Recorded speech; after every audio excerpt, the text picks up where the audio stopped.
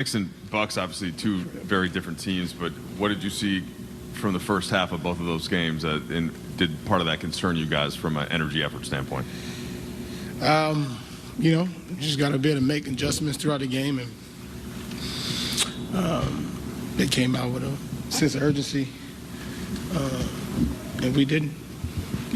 Much better team than the Knicks, obviously.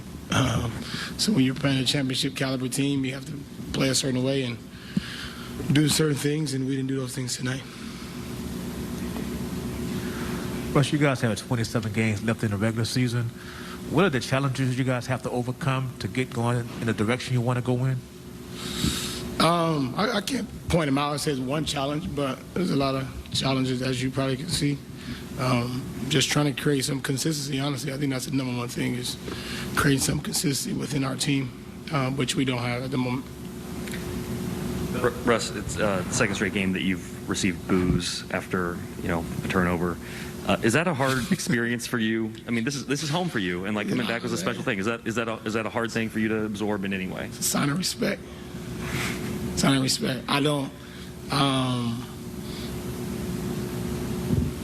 My mindset and how I think about this game and what I'm able to do for this game is not predicated on boos. I have a platform that I'm able to use to be able to do other things that God has blessed me with to be able to do, and I will continue to do those things. Regardless of people boo for me, cheer for me, cuss me out, call me names, it doesn't really matter. The most important part is that I continue to use and my gift to be able to play basketball and use that platform to be able to help and other people around the world, and that's all I can do, and that's it.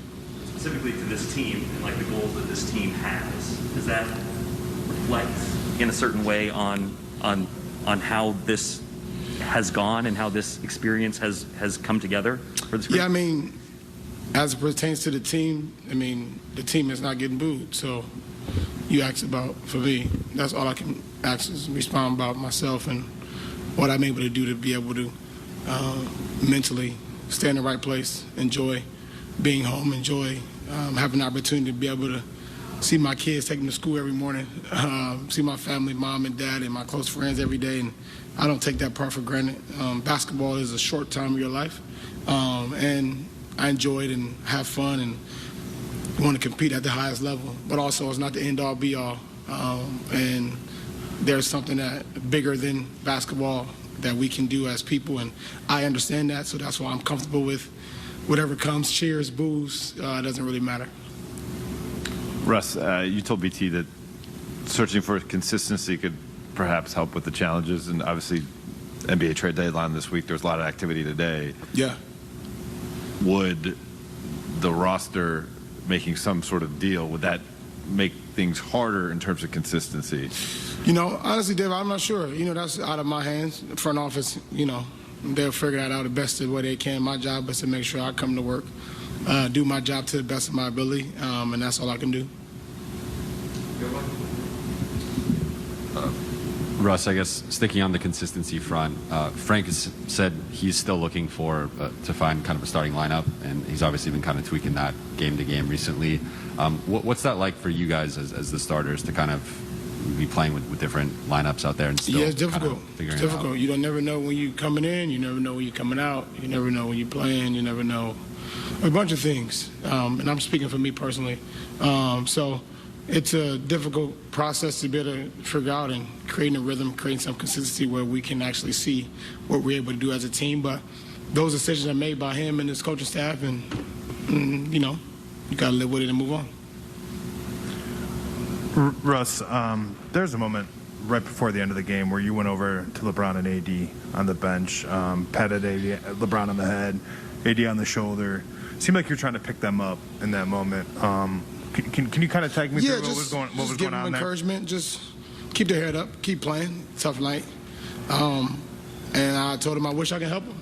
Unfortunately, I wasn't in the game to be able to help them, and that's why I came here to be able to help them out. So unfortunately,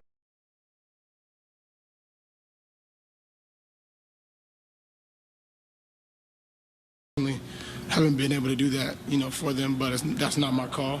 I can be there as a leader and as a voice of whatever it is that is needed for the team, and that's what I'll do until, my number or whatever is called during that time. Just because I don't want your words to get misinterpreted or twisted, I want to be clear about this. Has Frank been clear enough with you about when you're not going to play, and has that been a problem? He hasn't, but I don't need him to be clear about whatever decision he makes, and that's up to him. My job as a professional is to come to work, be in a positive mindset, put my head down, do my work to the best of my ability, and be there to encourage my teammates. That's it. Last question. Do you have a sense for what benchmarks you have to hit to be in the starting line or the closing lineup more consistently? I don't got that answer for you, brother. I wish I did. I shouldn't have to hit any benchmark, to be honest. I put a lot of work in. I got a lot of respect in this game. I don't have to hit a benchmark. I shouldn't have to.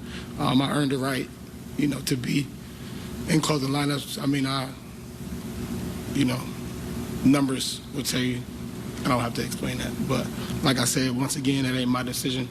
That's the decision that he and the staff think is best for the game. And unfortunately, just kind of just got to go with it and figure it out the best way I can and be there for my teammates as much as I can and make sure I come to work and do my job as a professional.